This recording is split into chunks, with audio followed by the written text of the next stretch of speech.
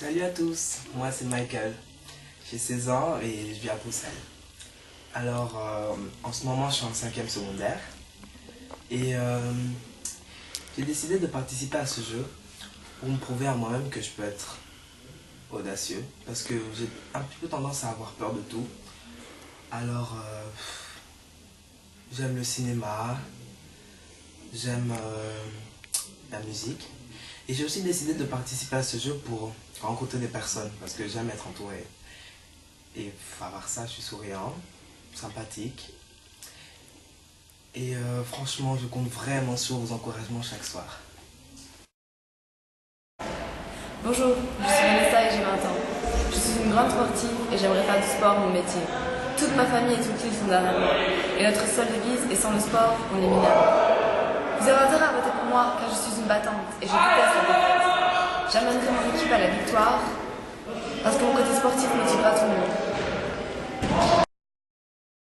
Je m'appelle Charline, j'ai 19 ans, j'habite à Hambourg.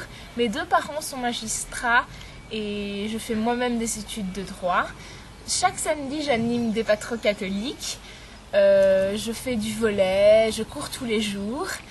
Cette année, j'ai décidé de participer au bal des premières et j'ai super peur des chats et des serpents. En participant à cette émission et en essayant de gagner ces 300 000 €, je compte les reverser à une maison de retraite pour vieilles personnes déshéritées. Et les 300 000 € iront tous à cette association. Donc je participe à cette émission mais sans trahir mes valeurs chrétiennes. Et donc je vous donne rendez-vous tous les soirs pour nous voir et pour nous encourager. Ouais, moi c'est Samira, j'ai 18 ans. Je suis une racaille de banlieue de Clichy-sous-Bois. 9-4, je représente. Je sais, c'est vulgaire, mais c'est ce qu'on dit.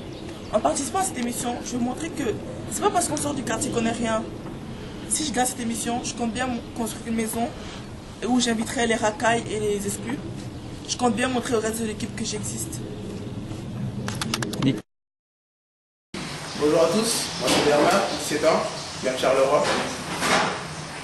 J'ai commencé à faire des études de comptabilité, mais les chiffres et moi, c'était pas trop mon truc. Donc, je me suis inscrit à cette émission parce que si je réussis, je voudrais pouvoir réaliser mon rêve, ouvrir un restaurant, parce que j'adore ça. Mais de plus, c'est pas tout.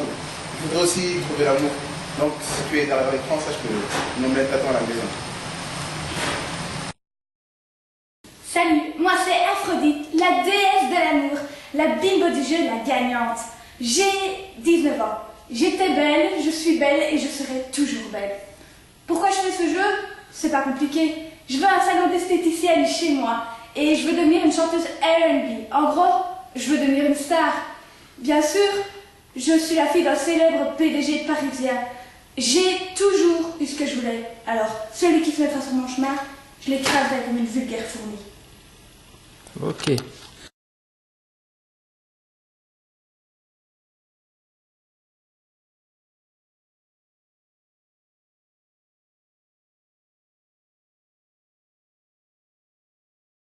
Quand tu veux. Ouf, enfin seul. Un des caméramans à la sortie de la cabane m'a emmené ici. En fait, ici, on est dans l'entrée d'une grotte transformée en confessionnal pour qu'on puisse raconter notre expérience, etc. On a presque fini la cabane et j'ai été super contente de Bernard et Michael qui ont vraiment tout donné. Et je suis pas mal étonnée d'Aphrodite et Vanessa qui ont vraiment donné du meilleur d'eux-mêmes. Par contre, Samira, elle n'a rien donné. Apparemment, elle ne supporte pas que quelqu'un d'autre prenne sa place en tant que leader du groupe. Et donc, j'espère franchement qu'elle va essayer de plus s'intégrer au groupe, de plus être avec les autres, etc. pour qu'on puisse gagner absolument cette émission et l'argent qui va avec.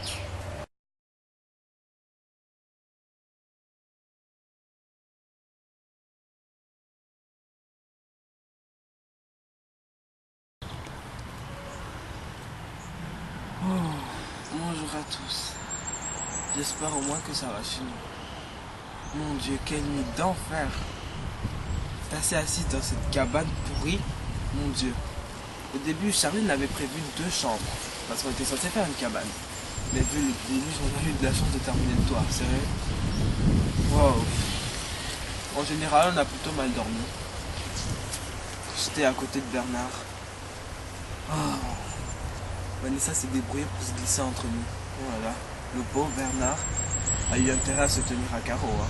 Parce qu'au moindre frôlement avec Vanessa, elle se serait pris une tarte dans la gueule. Ça, c'est sûr. Mais waouh, c'est beau quand même ici. Hein. La plage, les cocotiers, la mer. Je voulais un peu courir ce matin avec Vanessa, histoire de me retrouver un peu seule avec elle. Mais il a fallu que Charline se ramène, putain.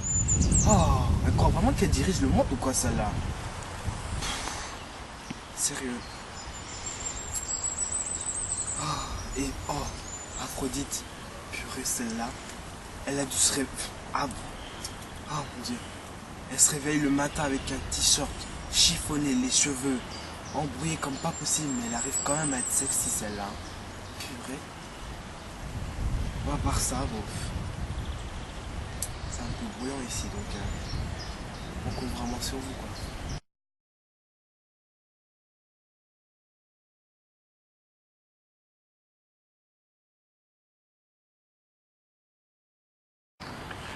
Non mais quelle boulette Charline. Mais quelle bouffonne celle-là. Ça n'a pas suffi de me saouler dès l'arrivée avec son discours de chef scout. Ouais, allez les amis, un pour tous, tous pour un. Allez les cœurs. Non mais franchement. Mais en me disant ouais, en disant à tout le monde ouais, mes parents sont magistrats. Si je gagne, je vais donner mon argent. Mais c'est normal, quand elle est friquée, c'est normal quand on a l'argent, on veut le donner. Non mais. Et puis Aphrodite celle-là, je sens que je sens que je vais faire quelque chose là, à la fin, jusqu'à la fin du jeu là. Non mais c'est là. Elle se la pète, elle fait sa bimbo. Non mais il y a encore du travail à faire avant de faire sa pin-up là, sérieux. J'ai bien vu comment elle m'a regardé l'autre jour là quand on est parti se baigner. Elle m'a regardé de haut en bas et tout. Non mais franchement. Non mais je vais la dégoyer celle-là. C'est grosse grue, franchement. Je sais même pas ce que Bernard lui trouve celle-là. Non mais sérieux.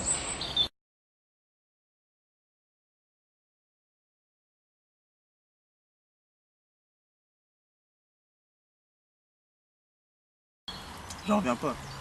Je suis halluciné. Aphrodite, elle est vraiment pointe à tout. Moi j'y ai cru quand elle a accepté de me suivre pour une balade sous les étoiles. En même temps, il y avait quoi? La balade sur la mer, la plage tropicale, les reflets de la lune sur la mer. C'est écrit dans un de ces films romantiques genre Twilight. Non mais elle m'a même laissé lui tenir la main. Tout ça pour faire parler d'elle, créer le buzz. C'est une grosse salope. Mais en même temps, on a réfléchi 1 heure et je crois que c'est mieux comme ça. C'est vrai que avoir envie de sortir avec une fille comme ça, c'est vrai, elle est jolie, elle est sexy. Mais de là à tomber amoureuse, c'est autre chose. Demain, on a décidé de recommencer à s'éloigner du groupe pour faire semblant, jouer le jeu. Mais c'est quand même marrant de voir leur tête quand on revient. Je me demande ce qu'ils doivent penser. Je vois bien que je laisse pas Samira indifférente. Mais bon, tant pis.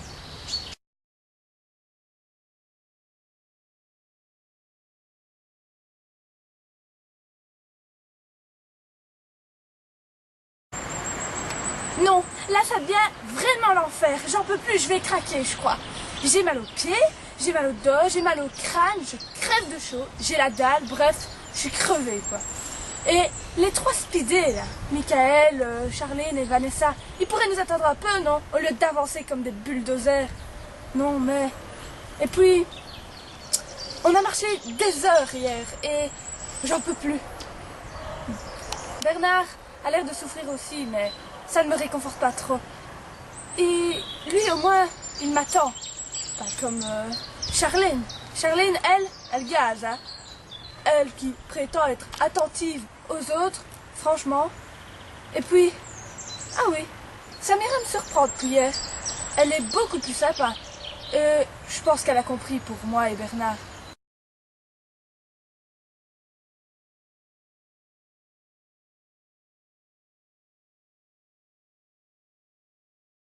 Nous sommes les Flambeaux, le groupe révolutionnaire Yakangé. Nous sommes les résistants fidèles au président Lin, qui était renversé par la junte des militaires du général Mang, soutenu par ses chiens de Français et d'Occidentaux. La location d'une de nos îles par une société de production française est une insulte de plus des Occidentaux à notre égard. L'argent généré ira directement dans les poches du général Mang et des militaires qui nous tiennent sous leur coupe. Ça ne peut plus durer. Durant les années 70, les Français ont armé ces militaires pour défendre leur intérêt dans la région. Nous n'avons rien oublié. Le temps a passé, mais la mémoire reste. Les femmes sont traitées comme des moins que rien par ce régime, comme lorsque nous étions une colonie française. Ma grand-mère a été violée et on n'y a jamais rendu justice. 80 ans plus tard, ils reviennent et nous considèrent comme leur terrain de jeu. Ça ne se passera pas comme ça.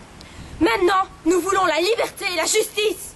Maintenant, tant que nos compagnons enfermés dans les geôles de Mang ne seront pas libérés et que nous n'aurons pas obtenu de garanties concernant nos libertés civiques, nous garderons nos 6 otages. Le temps a passé, mais la mémoire reste. Les flambeaux veulent la liberté.